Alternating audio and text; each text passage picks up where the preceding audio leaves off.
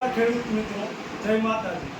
આજે અમારી શાળામાં ધોરણ 6 માં ભણતા જાદવ મિત્રાજ પ્રફુલભાઈ, જેણે ગણિત વિજ્ઞાન પ્રદર્શન અંતર્ગત આ એક મોડલ બનાવ્યું છે, જે ખેડૂતોને અનુલક્ષી ખેતીમાં કામ લાગે। આ મોડલ કે લેસર સિક્યુરિટી એલાર્મ આ મોડલનું નામ છે।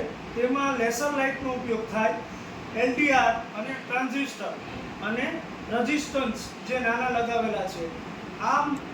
આ મોડલ બનાવવા પાછળ ખેડૂતોને જે આપણે ઝટકા કે વાયર ફેન્સિંગ રાખીએ છીએ એના કરતાં પણ આપણે સરળ પડે એમ।